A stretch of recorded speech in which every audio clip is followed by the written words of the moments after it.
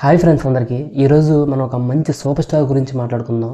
తను పాటలు పాడితే ప్రపంచం మొత్తం వింటుంది. తన గురించి ఎవరైనా చెడుగా మాట్లాడితే మాత్రం ఫ్యాన్స్ అస్సలు ఊరుకోరు. తను కేవలం ఒక సింగర్ మాత్రమే కాదు, ఒక లెజెండ్, ఒక ఇన్స్పిరేషన్. ఆ అమ్మాయి పేరే టేలర్ స్విఫ్ట్.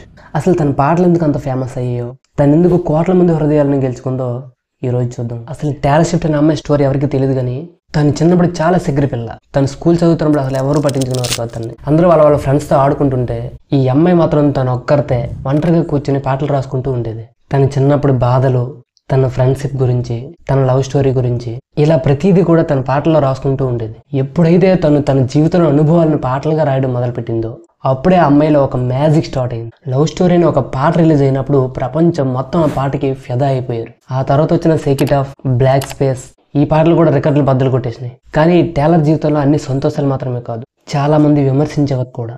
ఒక టైంలో తను ఒక పెద్ద వివాదాన్ని ఇరుక్కుంది, కానీ తను ఎప్పుడూ భయపడలేదు.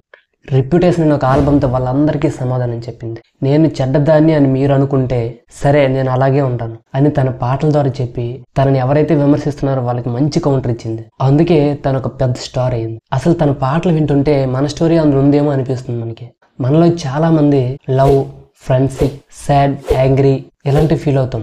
టేలర్ ఈ ఎమోషన్స్ ని పట్టుకొని అందరికీ అర్థమయ్యేలా తన పాటల్లో పెడుతుంది. అందుకే ఈ ప్రపంచం మొత్తం కూడా అంతమంది ఫ్యాన్స్ ఉన్నారు తనకి. ఈ అమ్మాయి ఓన్లీ సాంగ్స్ మాత్రమే పాడదు, మనలో ఉన్న భావాలను బయట తీసుకొస్తుంది. తను ఒక మామూలు అమ్మాయిగా తనలో ఉన్న భావాలను, తనలో ఉన్న బాధలను, సంతోషాలను మనతో షేర్ చేసుకున్నప్పుడు మనకి తను ఒక సెలబ్రిటీలా కాకుండా ఒక ఫ్రెండ్ లా అనిపిస్తుంది. అందుకే తను ఒక లెజెండ్ అయ్యింది. తన పాటలు ఎప్పటికీ గుర్తుండిపోతాయి. ఈ వీడియో కనుక మీకు నచ్చినట్లయితే మీ ఫేవరెట్ టేలర్ స్విఫ్ట్ పాట ఏంటో కామెంట్లో చెప్పండి. మరొక మంచి టాపిక్తో మీ ముందుకు వస్తున్నంత వరకు బాయ్.